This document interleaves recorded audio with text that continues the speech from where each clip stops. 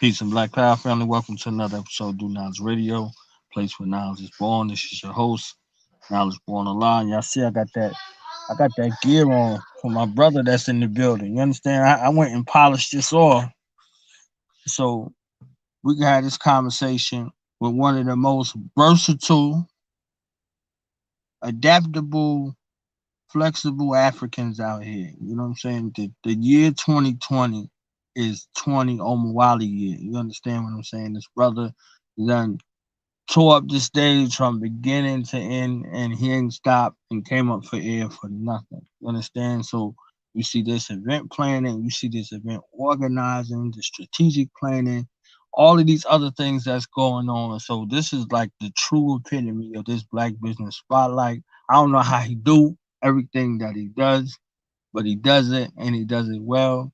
You see what I'm saying? So it's definitely an honor to have him back in this capacity today, talking about another offering, another offering, a phenomenal offering and work and collaboration at a time that was very tumultuous politically. So let's welcome to the platform the man, the myth, the legend, this African mastermind, Omowale Afrika. Oh, brother Knowledge Born, man. Appreciate the love. Oh, it's all love, man. Definitely, and it's good. It's good to be back on the platform, bro. It's love. It's love. How you been? I can't. I've been working, busy, I see. busy. I had to. We released the doc on the 2nd of November, so the day before the election. Hmm. And then that Friday, I kind of like sat down and did some planning for 2021 to figure out like what projects we will be working on. And like that, just alone, just documenting all the projects we want to pull out the hat in 2021 just made me say, you know what, I need a 1 week break just to Right. just to decompress. But we right back at it right now, so everything is good. So I know you for a bunch of things, you know, and you kept this doc under wraps. You understand what I'm saying? So in the midst of everything, you and the partner you collaborated with able to get this done in the midst of everything else that you had going on. That's just the stuff I know about. You understand what I'm saying? Like, so how were you able to get this done? And kind of like walk us through the beginning, part of the inspiration behind everything that you did for this documentary. Well, first and foremost, I got to really give all credit to my brother, Frank Edwards. That's the brother who co-executive produced the project with me. And without him, without his family lending him to me for this particular project, Mm, we wouldn't have been able to get it done. But what happened was about a week after the RBG Centennial Conference, I was on my way down to South Carolina just to take a break, spend some time with the family. mm, Hold on 1 second. Yo, you gotta keep it down in there. My bad, bro. But yeah, that's all. I was on my way down to Myrtle Beach to spend some time with the family. And when I was driving, you on the road, you get to listen to all the podcasts and the Right, interviews. right. So I was listening to a broadcast from a brother in Philly, who's on WURD here, a brother by the name of Michael Cord. And like right into the right like opening up the broadcast, he just went right in and was like, if you're not voting in the 2020 election, if Huh. you're not voting for Joe Biden, then you are a traitor. You are a Woo. cultural traitor. You are a race traitor. You're a traitor to your race. So when he said that, it had just like blew my mind. But like hearing him say that was also kind of like that was like on the tail end of hearing like a lot of people talking crazy. You know what I mean? A lot of Right. people who I really respected were being like just very condescending and disrespectful. So when I heard that, that really became like the straw that broke the camel's back.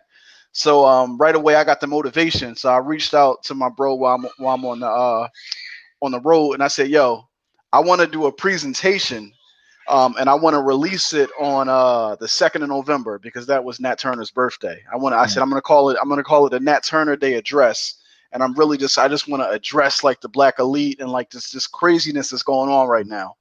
So me and him started brainstorming about like what that presentation would look like. And long story short, that turned into a documentary. So Mm. we said, okay, well, we're going to do it like that.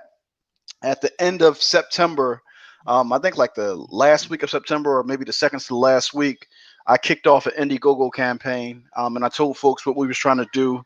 I said I was trying to raise $2,500 to get it done.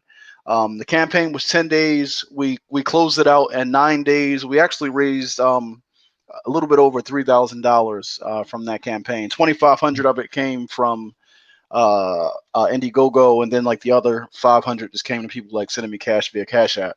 So we got that money and we put it to work right away. We used the entire month of October and knocked it out. Now, what I would say, just like the RBG Centennial Conference, like I wouldn't recommend people planning a conference in 2 months. I wouldn't recommend folks shooting a documentary in 1 month. like, like I definitely wouldn't recommend you doing that. But what I will say is that having done it, it has given me the bug. You know what I mean? Like I told you, I got about two more in the bag. I don't know when we're going to work on them, but like, right now my focus is on pushing this one and then just getting things set up for 2021 because we got a lot of major projects coming down the pike. So this is crazy right here. This timeline is ridiculous. You went through Black August. You see what I'm saying? Had like 3, 4 events, and on the chill spot, I'm good. I achieved burnout, and in the midst of burnout, a doc pops up. It's normally it takes people years. You understand what I'm saying? It's like years in this process to come out with something, and the way that it looks, it doesn't look, you know, rushed or anything like that. So the amount of work, double time had to be going on behind the scenes, you know, in addition to, laboring and getting, perspectives and stuff like that, putting it together. You understand what I'm Yeah, saying? Like, we really did. When the brothers said 100 years in a whirlwind yeah, coming out, it was just like a certain type of energy, yeah, that we had. And I feel not that we had because I feel like that energy is still here. You know what I mean? Like right. I'm looking at what everybody doing, and I'm just seeing everybody keeping everybody motivated. And we all trying to figure out how can we make these connections and be a bit more material. You know what I mean? Because they can't just keep being like one-off events. We got to find out how we can, more effectively collaborate to Mhm. address the material needs of our people. So what Right. we did with this documentary, bro, it really was just an offering, right? Because the goal, what we had in mind, was that this documentary would serve as like an organizing tool, right, in terms of political education, because we knew right away, like when we were going to release it, we knew that it wasn't going to make a splash, right? A $2,500 documentary was not going to do something up against $14 billion in money that was spent on this election to get people to think one thing or the other, right? Like we knew that we couldn't compete with that type of propaganda. But what we were certain of is that we could start a conversation that could last for the next 1 year, 2 year, 3 year. And Right. throughout this conversation, it would elevate the political consciousness of our people. And then we could use that basically as a tool that we could leverage. So now instead of needing to sit for a 6 week course or 8 week course, you know what I mean, to get all Right. these things to reach a conclusion that, this democracy in America is illegitimate, you can sit through a less than 2 hour documentary and arrive at that conclusion. And then once you arrive at that conclusion, then you can start to ask yourself the hard questions. Like, okay, well, what does that mean for me? And what do I need to be doing based upon what I just learned? And that's what we're trying to get people to arrive at, because then once you arrive at that conclusion, we will hope that what you would do is look up and start to look around to see who else is out there that is thinking like you, that then you can start to organize with and work with to address the material needs of our people. So that was the focus and thinking behind the project. Okay. That's what's up. And what's been the response? It's been great. It's been great. In terms of economically, like the initial goal, to be very honest with you, we were like, we're gonna make this thing and just throw it up onto YouTube for free. Just put it out there. Like we don't care like what happens with it.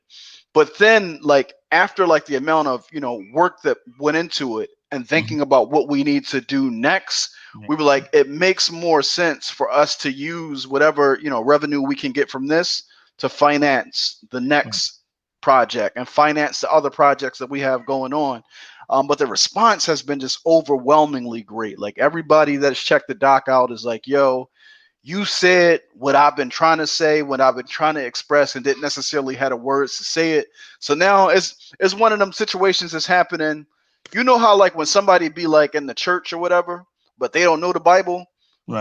but they're believers. So what they want to do is say, if you come talk to my preacher, he can tell you. Yeah. Yeah. That's what people doing with the documentary. Like they don't have the words politically to say what they want to say, so they bring in people like, yo, you gotta come sit and watch this documentary. You know what I mean? So that alone was what we were looking for. So now the goal is really to figure out how do we get it in front of more and more of our people. Mhm. Because as Malcolm said, a lot of the reason why we suffer is due to our political immaturity, right? We need that political education so that we can mature politically and understand, how we're supposed to be acting and behaving. So, we think that as more and more people get exposed to it, we're just looking for it just to have an organic growth, like word of mouth. Mhm. Like my thing is this. I told Frank when we put it together, I said, man, listen, I don't care about the mainstream. I don't care if nobody on that side of the track ever gets to see this documentary. If this documentary spreads among our people, meaning the people who think like us, that's all we need, because when they get it, they're going to know what to do with it. And we did our job. I would say from a media perspective that a media coalition needs to get behind this and push it in the way that it should. You know, for the brothers and sisters who had a lot of people became political analysts overnight. So the shift that happened in this place among our people solely, if you look at our people, we was burning this thing down. Everybody started wearing masks, right? And it went from burning this thing down to wearing masks to twerking with the police to, you understand what I'm saying? Like, to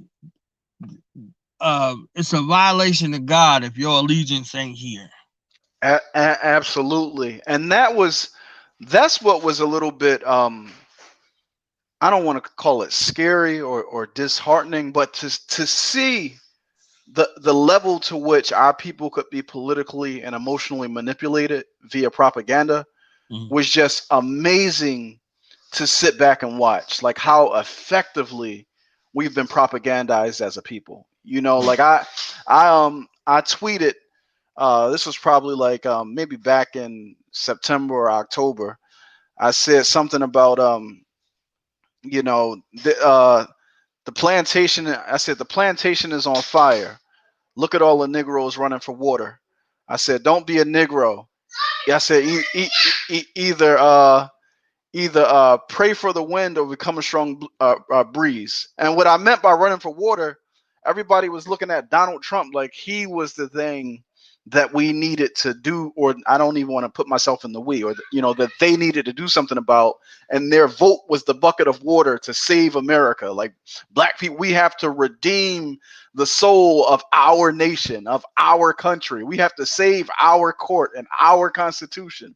And every time I kept hearing it, all I kept thinking about was Malcolm. We sick. That's all I kept thinking about. We sick. And it was crazy. The brother who called us traitors for not voting, he says this with a picture of Malcolm X, over his right shoulder. So I'm like, yeah, this is some madness going on right now. So let me insert just a moment of clarity into the discussion. And I said, what'll be good about it is what we've done is we've put a record. We put an entry on record. So now people can look back 10 years from now, 15 years from now, 20 years from now, and they can have something that will make sense of this moment politically, right? And I looked around, I said, there's nobody doing that right now. What Malcolm X did for the grassroots in 1963 with his message to the grassroots, what he did for the grassroots in 1964 with the ballot of the bullet, nobody else did that.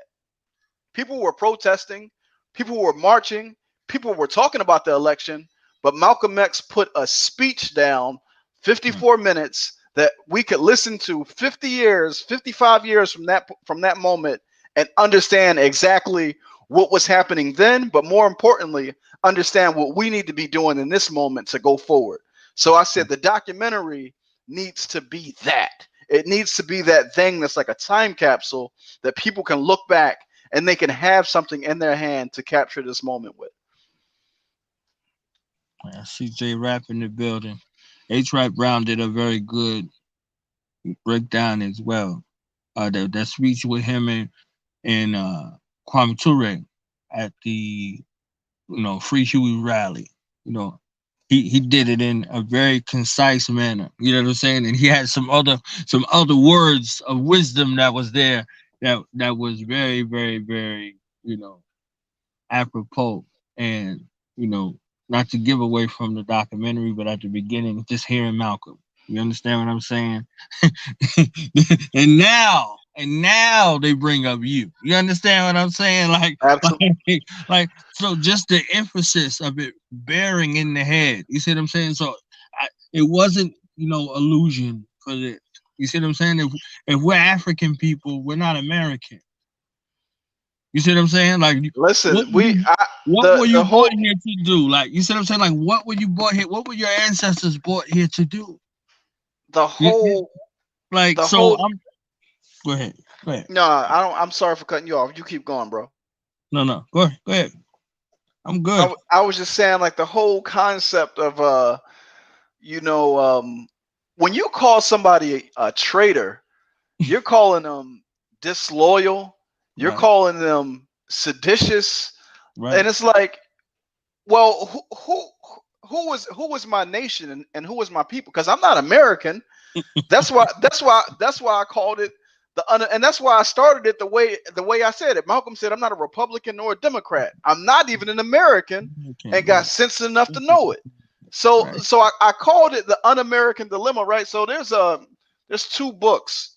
So if you look at the full title on the documentary, it's called The Un-American Dilemma: The Question of Black Loyalty in the 2020 Election, right? That title captures exactly what we wanted to say, because this question of loyalty goes back to 100 years ago, 1919. This book right here is called Investigate Everything.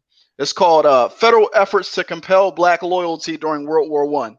Right, because they were saying, oh, the Negroes are seeing red. The Negroes, the Russians are getting the Negroes to act up and act crazy.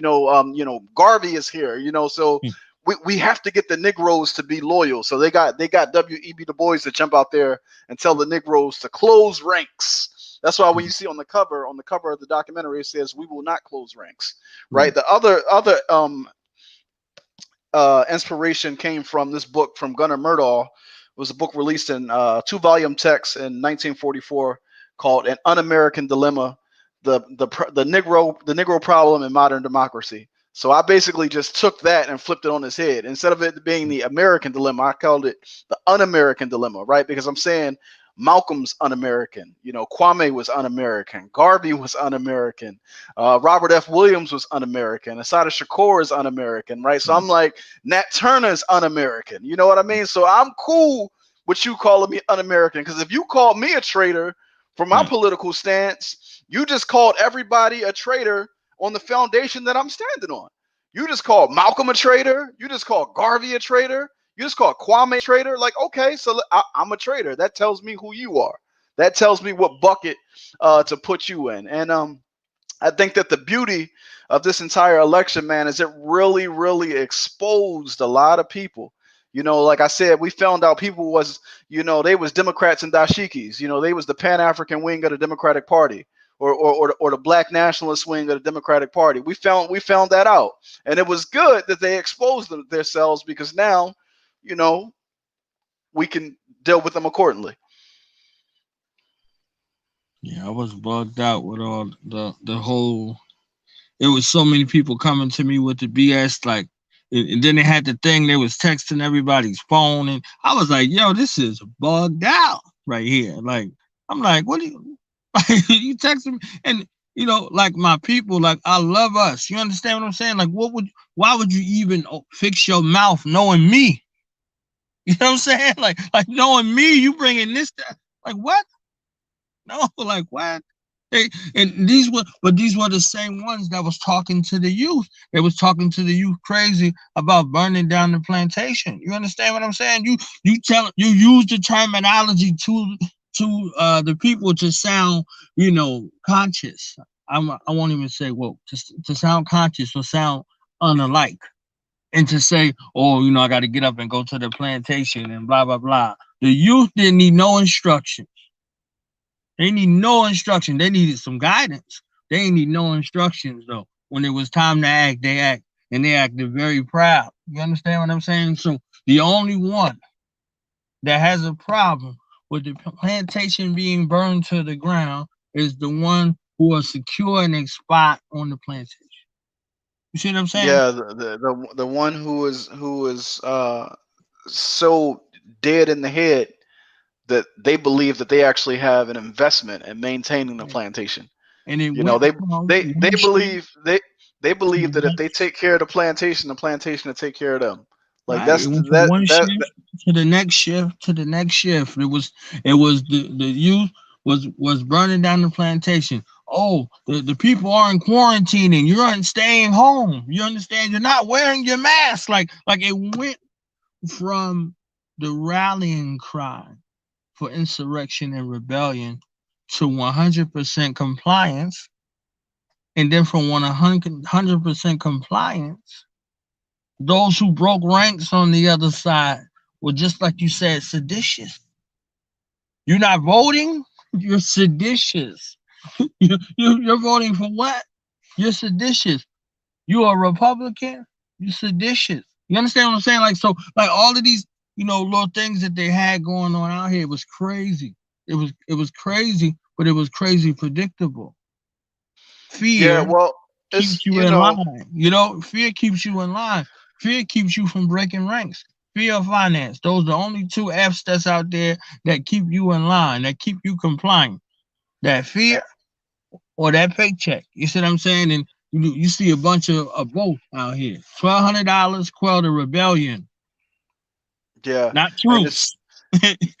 you the amount of people who Yeah, went from defund the police to elect the police was just like crazy because I saw people justifying the crime bill.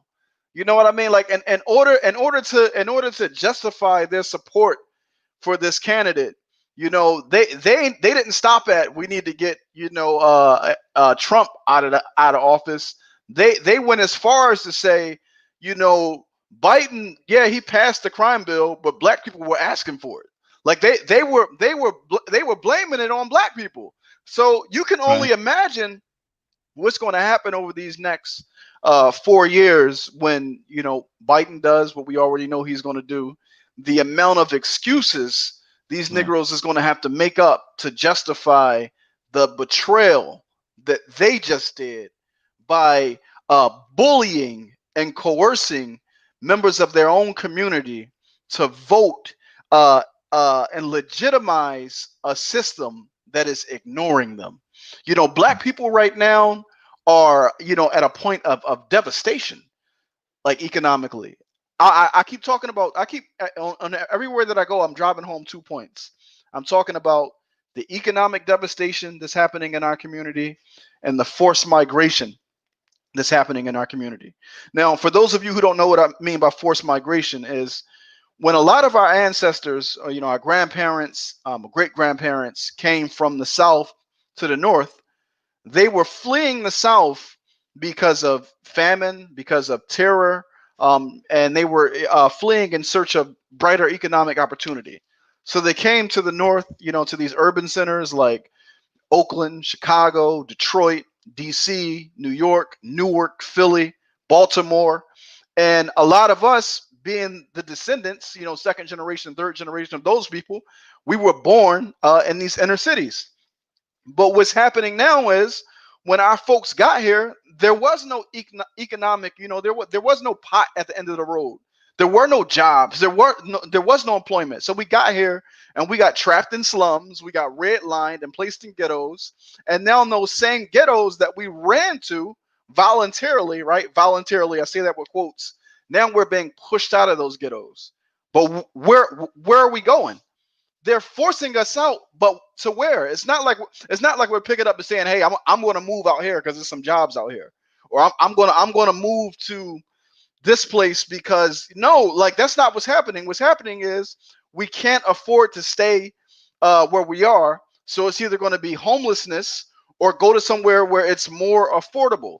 And this is basically like this next phase in like the concentration camps that they're going to be developing for us, because when you get to the point where this economy can no longer absorb the labor of mass amounts of people, and you start to have significant unrest because people can't feed themselves and the government isn't willing to pay to pass any relief legislation. What is 1,200 going to do for you, right? If you can't feed your family, they give you a check for $1,200 once a year or twice a year. Like that's not, even if they were giving you it monthly, it's not going to do anything for you, especially if they're giving it to everybody. So now you have to start asking yourself some real questions. And the fact is, black people forced other black people to vote without forcing the candidates that they were voting for to answer any of those real questions. They said, "Hey, no, we're not going to make them promise to do anything for us right now. When they get in, we'll hold them accountable." Hold them accountable for what?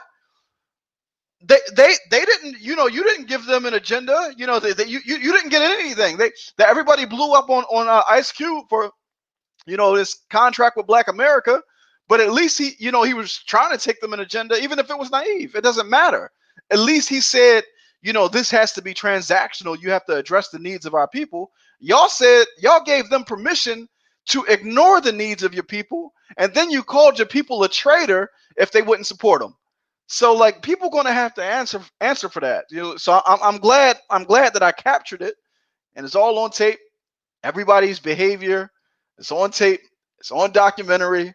So now people can look back and say, "Man, black people was really saying that to each other." Yes. You know what I mean? Yes, they were. You know what I mean? So that's just what it is right now.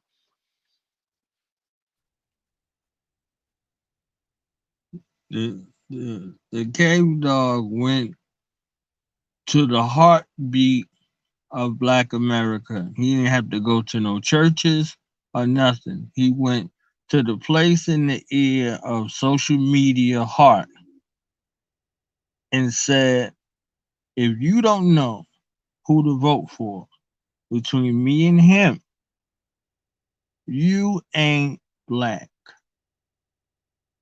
I remember that. I remember that when he was That's on. it. I think he was on the Breakfast Club with Charlamagne the God when he said Right, that. right. So you didn't have to do the pandering. What would be surprised you have in your purse, The Hillary hot Clinton? sauce. Hot sauce. You understand what I'm saying? Like he didn't have to do He that. didn't. He didn't have to campaign for the black vote.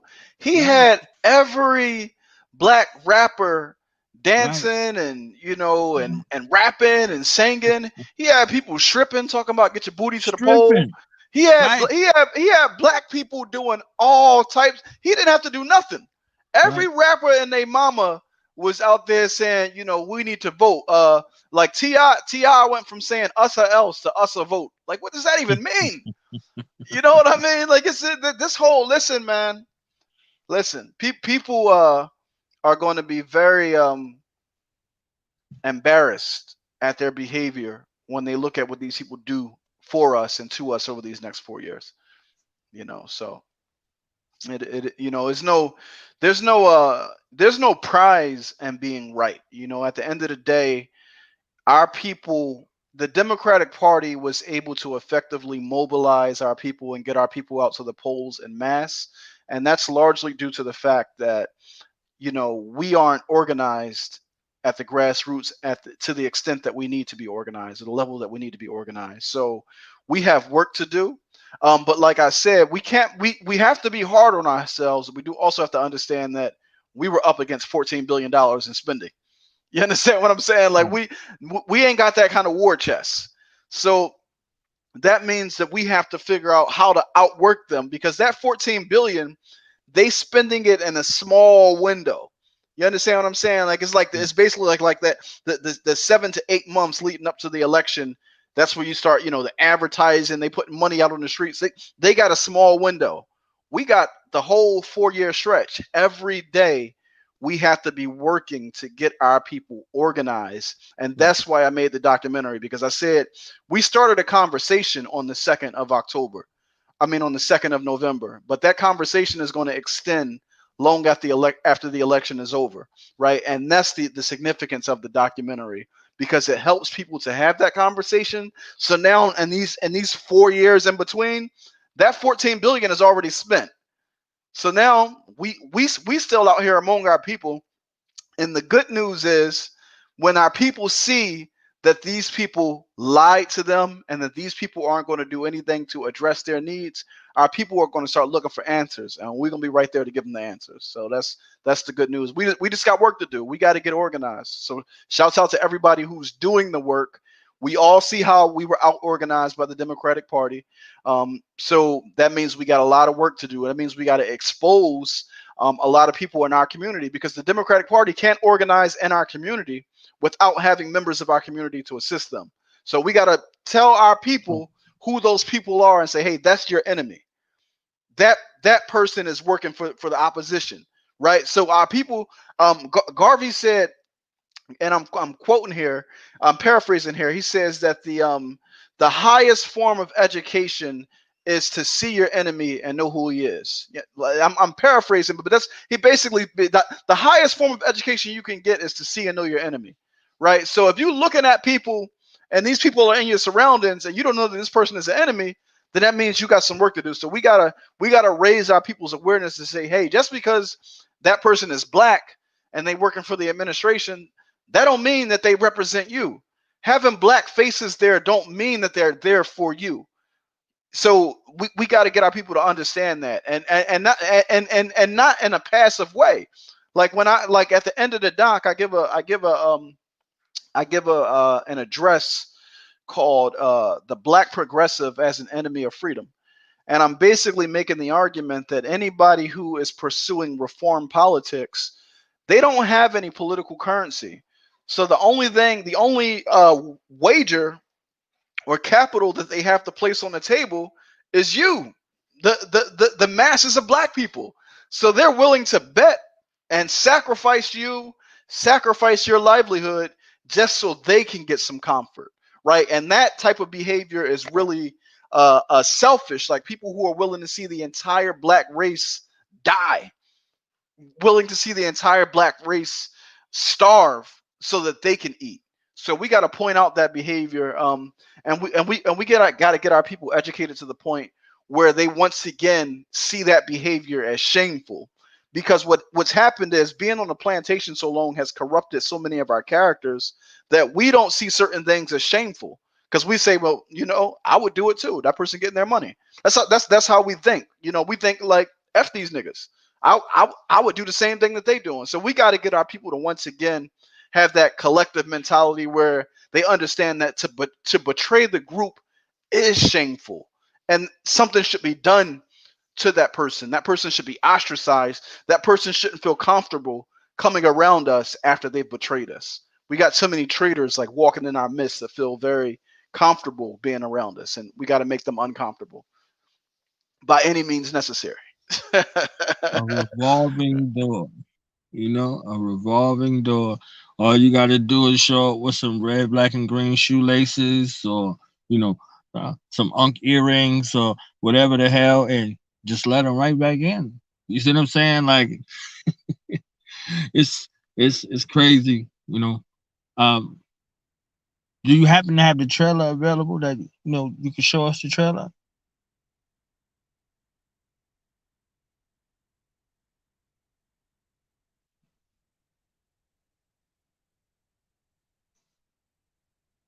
If you're talking, I can't hear you.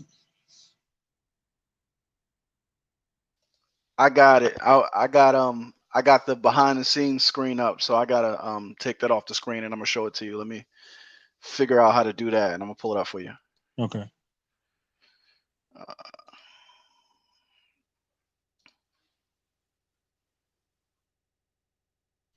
Yeah, all you would have to do is share screen and audio. And no, you'll I be able. got you. I'm about to pull it up right now. Give me 1 second.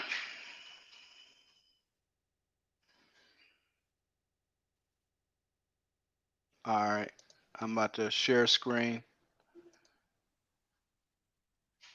Does it share my audio automatically? No, you have to click that share audio. Oh, it's making me All right, all right. Hold on 1 second. Okay, share screen, share audio. All right. You see.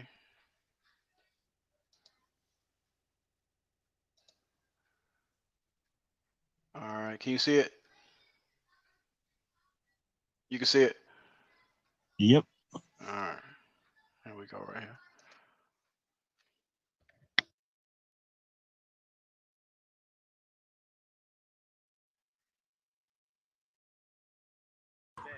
Hold on. Don't touch me, please. Girl came over. Don't touch me. Was a bag of baby shit.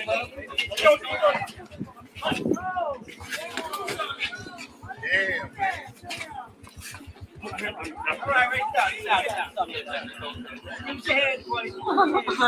your hand behind your back.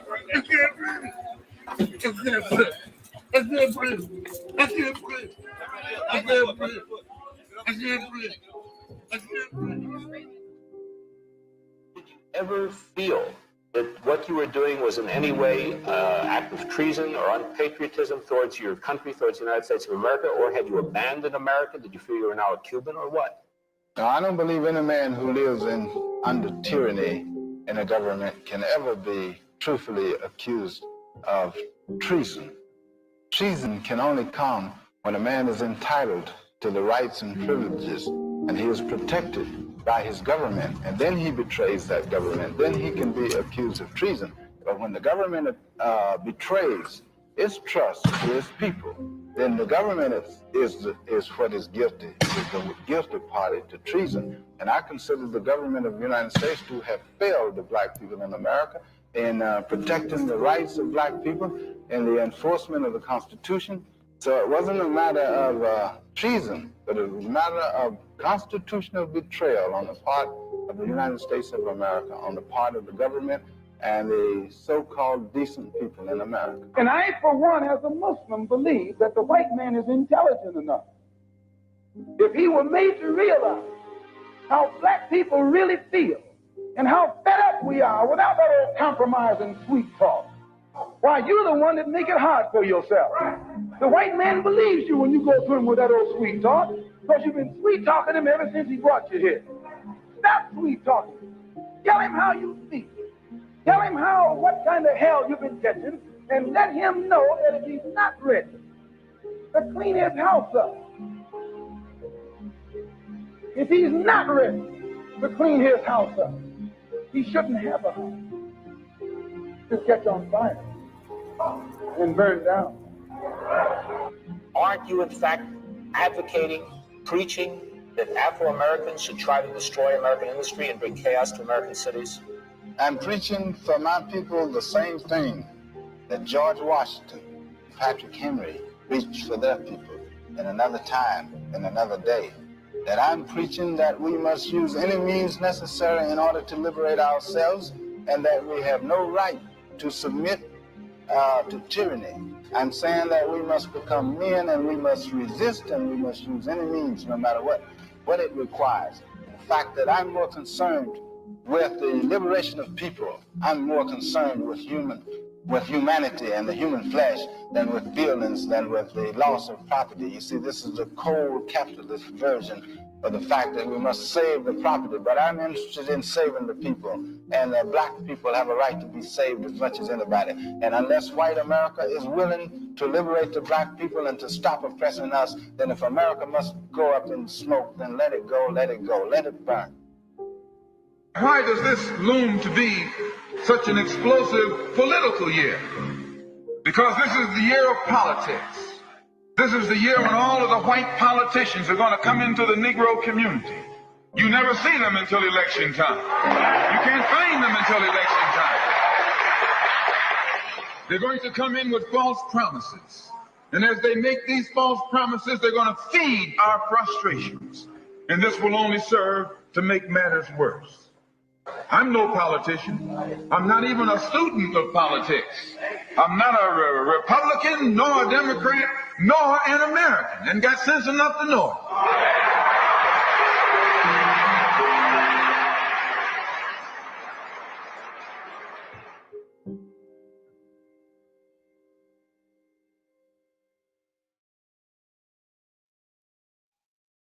The city of Philadelphia has been the undisputed seat of power for the Democratic Party for the past 70 years. Home to the world's most famous political prisoner, Mumia Abu-Jamal, Philadelphia holds the title of the most politically corrupt city in America. Among the 10 largest cities in the nation, Philadelphia's poverty rate is the highest. And nearly half of all poor residents are in deep poverty, defined as 50% below the federal poverty line. As of 2020, Philadelphia is ranked the second deadliest city in the nation and remains the heroin capital of the United States of America. So as the U.S. continues to grapple with this opioid problem, a recent feature published in the New York Times Magazine goes inside Philadelphia's Kensington neighborhood. It's an area that's become synonymous with drug use. It's even earned the nickname the Walmart of heroin. Jennifer Percy is a contributing writer for the New York Times Magazine and the author of that story, and joins me now from Brooklyn, New York. Jennifer, thanks for joining me. I live in Philadelphia, and I'm familiar with the Kensington neighborhood, but the way you described it was even shocking to me. And I think it's because, like many Philadelphians, you don't go there. You may sort of go to the edges where there's a lot of gentrification and the hot new restaurant is there. But if you have to pass by Kensington, you go as quickly as you can. The life expectancy for children born in the city's poor zip codes is lower than both Syria and Iraq.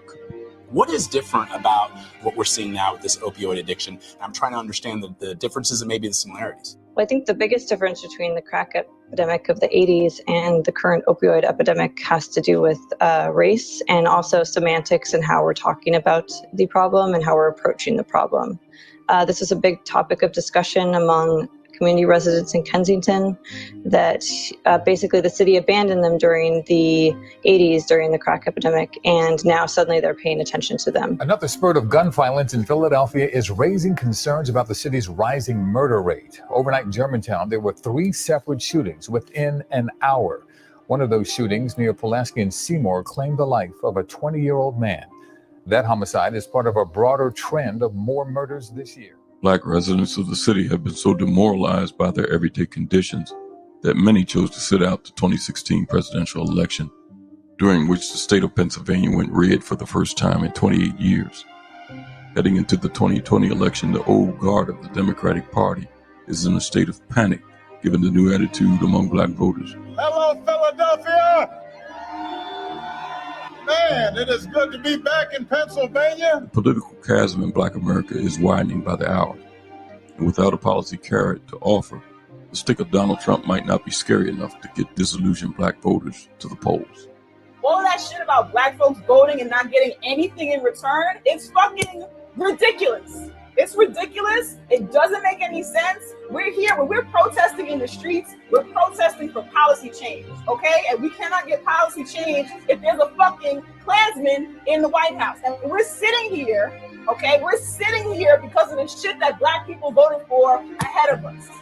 For the black folks who died, for the right for us to vote, and who actually vote and show up and talk to these white people in ways that we would never do because we can't be bothered or whatever. Like, we're sitting here off of their backs. And so to sit here and be like, niggas is voting and don't have anything to show for it, and I don't know what y'all gonna do, and y'all really excited about what it's infuriating. And I'm not even a political, electoral, fucking politics ass bitch, but that shit is fucking insulting. The people who are engaged in this, Julian, are stuck on stupid. And the reality is we got Biden, Harris, Trump, Pence. This real simple. Which one of these y'all want, fools? Which one y'all want? It's going to be Biden, Harris, or Trump, Pence. Black person who doesn't vote in the 2020 election, any black person who votes for the Republicans in the 2020 election is a traitor. And people like Kanye, traitor, Ice Cube, traitor. If you don't vote for Joe and Kamala, if you don't vote at all, if you talk that nonsense that Ice Cube is talking about, we got to have a seat at the table. You're a traitor, black man. You're a traitor, black woman, if you don't vote for the Democrats in the 2020 election. Why? Because a traitor is one who commits treason. Treason is legally defined as giving aid and comfort to the enemy. Donald Trump is the enemy. The Republicans are the enemy. And there's no greater revolutionary alive today than Angela Davis. And she said the same thing.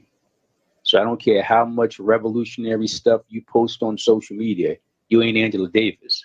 And you ain't no real revolutionary if you let Donald Trump win. And I'm gonna tell you right now, as a member of Alpha Phi Alpha fraternity, when the first of my family go to college, they don't want to overplay this Howard AKA thing so much, because y'all got to be real careful.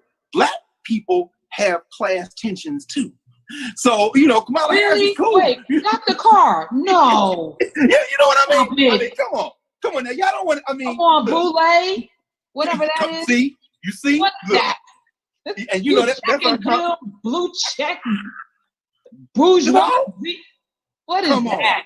Come on, you know, and look, the people who you want to get out to vote, the link's coming, the AKA's coming, the Delta, the Panhellenic, they gonna bust. I mean, I'm seeing now all my old heads, they raising money. Yeah. But guess what? They're gonna vote. What you need is Shaniqua and them, Kwame and them, the people looking at like, what y'all gonna do? We don't give a damn. Obama didn't do nothing for us. I ain't voting. I don't give a damn. I mean, be real careful about this class thing. How do you do that though? Okay, so this is the question, right? And this is my frustration, because you raised something and we were going to go down another path. We'll say that for next week. No, we good. But this notion, and you're absolutely right. So I posit this, Dr. Carr. When did those folk who aren't engaged now, because I feel like the vast majority of people who say they're not going to vote probably haven't voted. They probably don't vote. They probably wouldn't vote anyway. So this is just an excuse to not vote. My name is Omowale Afrika.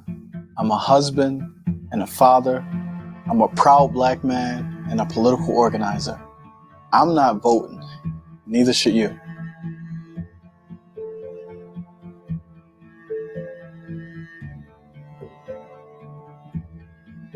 Omowale Afrika is part of an emerging movement of black nationalist institution builders, working to build community power outside of the American political system.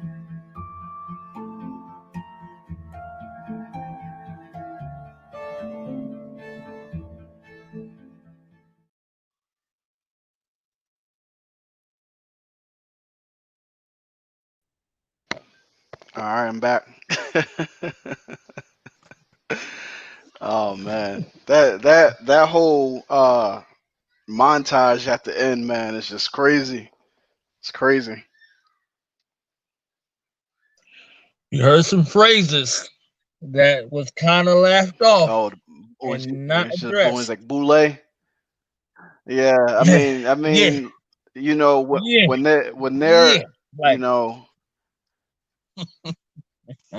it's real interesting, you know what I mean, when you see how comfortable people aren't comfortable saying certain things to me, because I don't give them the impression, there's nothing about my behavior that would lend to the impression that they could say certain things to me. So when people are comfortable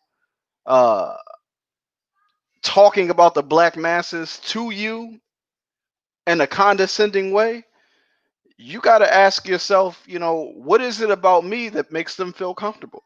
Have I, compromised myself for comfort, for being around this, too long? And I mean, these are just questions that we have to ask ourselves. You know what I mean? Because I think at this point, we need a reckoning, and people just got to be real. You know what I mean? Like, a lot of people need to, like, if we say we on the road to liberation, then some of us gonna have to have that moment like Trey when he was in the car with Doughboy. He was like, "Yo, Doe, let me out." I mean, just be real. Like, say I'm not trying to go where y'all going. You know what I mean? Like, let me out. I'm gonna go vote. Drop me off at the polling station. My polling station is right around the corner, and I'm registered. Drop me off. I'm not trying to go where y'all Negroes is going. Like, just say that. But like when you try to make it seem like you playing some type of political chess, and you just have a higher mathematics and calculus that we don't understand. Like, nah, being a coward ain't sophisticated. It's nothing. We understand it. We don't not understand. We understand, but just be real. You know what I mean? And we'll be okay with that. But don't get to this place where you feel comfortable being condescending and disrespectful to folks that are doing grassroots work. You know what I mean? And laughing people off, laughing off the boule. You know what I mean? Like, it's like, yeah, it leaves a nasty taste in a lot of people's mouth. You know what I mean? So folks is getting exposed, and we need more and more people to continue to expose themselves. But having a right analysis doesn't matter if you can't put it into practice. You know what I mean? Like, if you can't get your people, it doesn't matter who's right. I like, Dr. King's analysis wasn't right. They still killed him. Malcolm's analysis was right. He didn't get a chance to put it into practice. You know what I mean? So it's okay. Like, yeah, you can be right. Okay, that ain't gonna cookies for being right. You know what I mean? It doesn't matter if you haven't built the power that you need to act on what you know. That's what power means. Power just means the ability to act. Power, agency, means the ability to influence a decision, to influence reality. Like, and that's what we are about. That's what we have to be working towards, like power. That's why when we released the situation, the documentary, we had the Remaking Black Power virtual summit, because it's all about, okay, as Black nationalists, like, we just can't keep coming together to have conferences.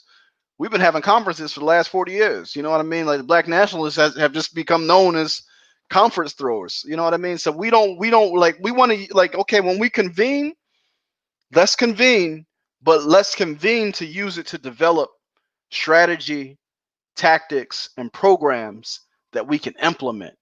How do we convene so that we can share resources and get to work? Like, that's what our convenings have to become. It just can't be convening to preach to the choir. You know what I mean? Like, we gotta move past that, because times are too dire, and we gotta have the ability to act en masse. We have to have the ability to organize our people en masse. And as we just saw by this last election, we got out organized. The Democratic Party came in our community and had a field day. They came in, they walked into our churches, they walked into our mosques, they walked into our fraternities and sororities. They did whatever they want. They came in, slap people around. They did whatever they want. Like, they do whatever they want. And like, until we get organized, they're going to continue to do whatever they want in our community. And we got to stop that. They use social media for a social media president.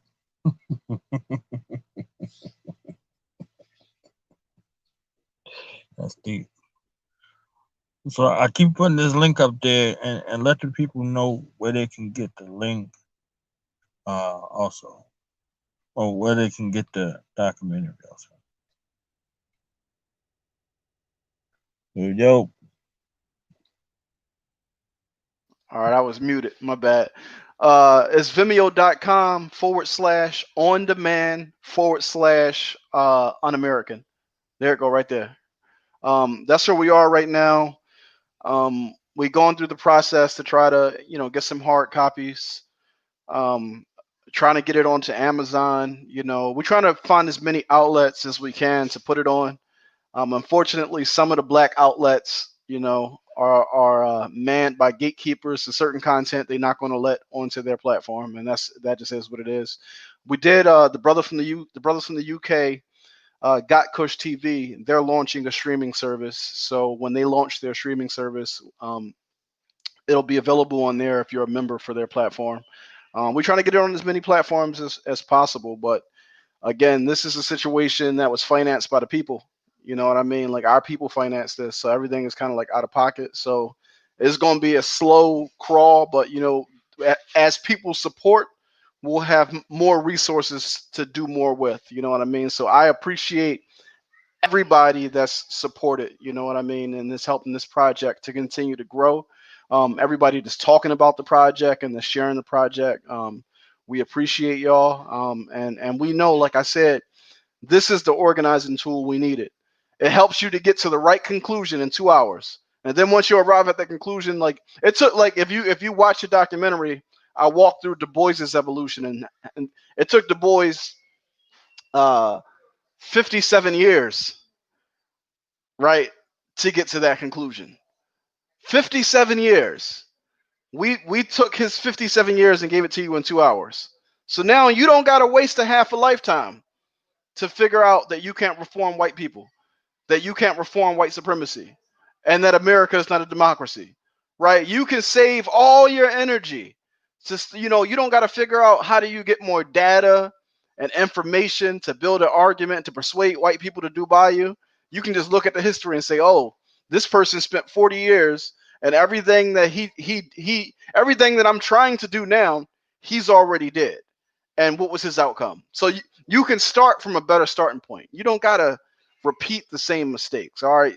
Okay, we've got you to the conclusion that you needed to reach. Now what? That's when it comes to okay, now I have to get to work. I have to do the organizing work, right? Because at the end of the day, our people don't care if we right or not. Our people only care about how are we going to feed them? How are we going to help to meet their material needs? Food, clothing, shelter, protection. That's what our people care about. And until we organize ourselves to be able to provide our people those types of political goods, it don't matter how right our analysis is. Yeah. You frozen, brother Knowledge Born.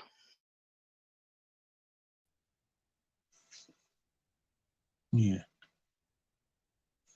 Most definitely. So for the media, the black media outlets out there that ain't controlled by the gatekeepers, who ain't getting they butter bread, you know, they bread buttered over there, you know, this is something to push, you know, the media outlets and the regular, you know, people, the brothers and sisters, you know, this is a chance to show your allegiance. You understand what I'm saying? Like let's push this documentary. Let's you know, the heavy lifting has been done. So, you know, you come in with the follow through game. You see what I'm saying? Like, you know, let's get involved. You see what I'm saying? Let's get involved. Let's support. I wanna thank you, brother Knowledge Born, because from the very beginning, before the doc even got released, you hit me up and was like, "Tell me when you want to come on." You know what I mean? So that we can, you know, build. So I appreciate you, bro, because you know a lot of our people, we have these platforms, and we start getting like the white people. We start gatekeeping in terms of who we gonna. I don't like that person, or like it's like so we don't let people come on the platform to share what we have. So I know you got coming up on your show, you got brother Black Dot and brother Doggy Diamonds. Let them know, like I would, if they you know, I can send them the same link I sent you, the VIP link. I can send them one too, if they interested, man. I'm trying to get on as many black media platforms as possible, get this in front of as many of our people as possible. Definitely. That's already done. You already know about that. You That's understand love, what bro. I'm saying? It's proof. If you are who you say you are and you stand on what you say you stand on, it's time to prove it. You see what I'm saying? Like we had catch slogans, justice or else, you know, or else. This is the or else. You see what I'm saying? Like this is the or else. We say we say no justice, no peace, and our Right. definition of no peace is a peaceful protest. Right. it's like what's peaceful about protest? Yeah, the contradictions is glaring, man. Like if you don't see that, that's why they let you do it, because they treat you out like marching with your enemy is why they let you do it. They're giving you the signs. They got the bullhorns out here. They're giving you the t-shirts and shit. You see what I'm saying? Like you go to some of this stuff, you see your enemies out there handing you the stuff. You understand what I'm saying? Like handing you the stuff. They stage the bricks. You know what I'm saying? They got their factions out there looking like plain clothes. They got they ops out there doing what they do. You see what I'm saying? And it's all there. It's all happening. You know, like I'm looking around. I'm like, man, your equipment is betraying you. You see what I'm saying? Like yeah, that's a $20,000 camera right there. A regular dude's just out here with this camera. Not at all. Like, okay, all right, I guess. You see what I'm saying? Not at all, man.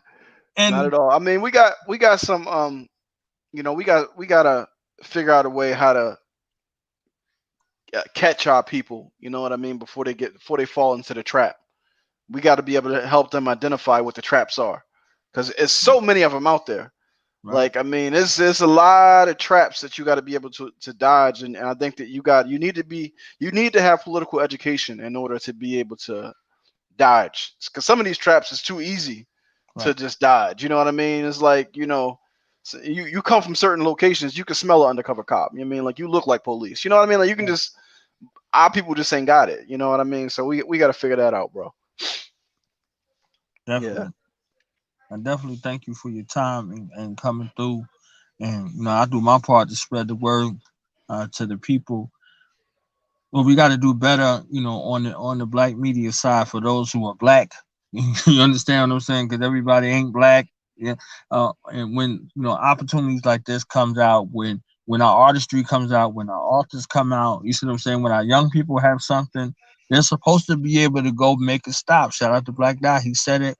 I'm rolling with it. You see what I'm saying? You're supposed to be able to go on 50 platforms. You see what I'm saying? Whether they large, whether they small, whatever. You're supposed to be able to hit up 50 joints. Let me tell you. Yo, I got this. You understand what I'm saying? I put together a list of 100. I've already hit up like 50 of them. Right. You know how many replied? How many? 3. So I'm not mad. I know everybody's everybody's busy. It is what it is. Like I compare notes. So the three that hit you, that'd be good. And then the other ones who didn't, we need to know that shit. Like we need to know that. I'm a double back with some of them. You know what I mean? Like some of our folks, it'd be like a whole power dynamic. It'd be like, can this person benefit me from coming on my platform? Is this person gonna bring an audience to my platform, or is this person, relying on my audience? You know what I mean? So people are like, they real careful who they extend their platform to. And I'm like, I guess it's your platform. You know what I mean? I can't tell you how to run your platform. You know what I mean? But I think it's a lot easier when you make decisions based upon principles. You know what I mean? When your decisions are guided by principles, then I don't care. Like this person could only have one follower. If this person is saying something that I know needs to be said, then working on that, brother. I'm working on that. I have a relationship with Brother Quadro, so that's going to be there. But it's a situation like I don't care if this person only has one follower. Right. If principally they are aligned, then I can get behind it. But because we don't have principles to guide our decision, it's all about the personality. Because when you don't have principles, you got to rely on personality. So then it's like, well, who is this person? Are they popular? Do they have a follower? It's like, no, there's people who popular that you don't want on your platform. Definitely. You know what I mean? They got all the following, they got all the money, they got all that, but you don't want them on your platform because principally they're not aligned with you. But people got it backwards. They put the personality in front of the principle, and we got to flip it around and get it back the right way. Definitely. So I final appreciate remarks. you, bro. I'm here. Listen, my final remarks is this. First and foremost, bro, thank you again for having me on. Shout out to all the warriors. I definitely want folks to support this project, the effort that went behind this. Once again, I always got to thank my bro Frank, because without him, this thing would not have gotten done. So if you haven't seen the doc already, you can go to vimeo.com/on-demand/un-American. Check out the project, support the project, share it. I'm very accessible. You can hit me up on Facebook, Twitter, and Instagram. Definitely. You can also hit me up on the BB2Me, and just get at me. I'm looking forward to getting on as many platforms as I can to share this with as many of our people as I can.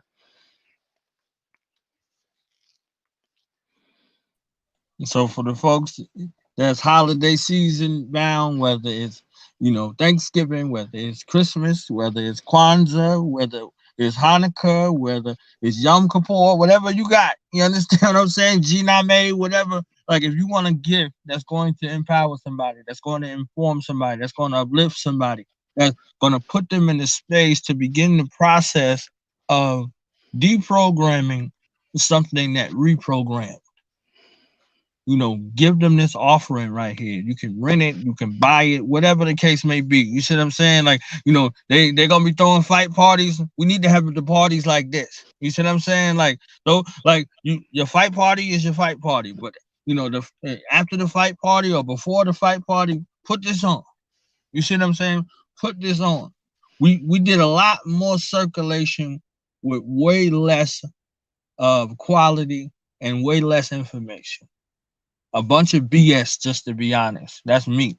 You see what I'm saying? A bunch of BS got circulated around and people loving it, and cats is going crazy over it, like, yo, you ain't see this, blah, blah, blah. And then again, it became the personality over the principle, like you was talking about. So that got spread wide mass, and people came back to you asking you for money to give you some more BS. You understand what I'm saying? Like, so this was done in a short amount of time, economically sound, high quality, and very, very important.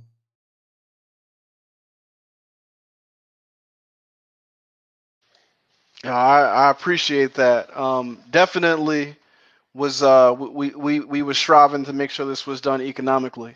We wanted to make sure that we did the right thing by our people's resources, right? You got to be a good steward of the resources of the people, right? When the people give you their trust, because that's what they're giving you. When they give you their money, by default, they're giving you their trust, right? So a lot of people have made our people less trusting. So we understand that, because a lot of people have collected money and have not, done the right thing with the money. So we just wanted to make sure that, when we collected money from our people, that we were good stewards of their finances, but also good stewards of their trust. You know what I mean? Because if you don't do that, if you say that you in the business of being, of serving your people, well, in order to serve your people, you got to have a relationship, and in order to have a relationship, you have to build trust. You know what I mean? So when people see what you do with a little bit, then they'll be willing to give you more. You know what I mean? So we asked the community for $2,500. We did it in 9 days. You know what I mean? So I think everybody, if you gave $1, if you gave $5, no amount was greater or lesser of a contribution. All of it helped us to reach our goal collectively. So we thank the community for the support. Word. So thank you again for your time, my brother. You know what I'm saying? We're going to wrap this up. All right, bro. Get back to the kids, bro. Word. All right. All right, y'all. All right, peace. Yeah. Now we gonna tell them. That in front. We tell them like this, yo. I'm an African. I'm a African. I'm an African. I'm a African. Yeah, y'all like that? No more. This man's mind is open. I'm an African. I'm a African. I'm an African. I'm a. Let's get back to the motive is best developed by recognizing the common enemy.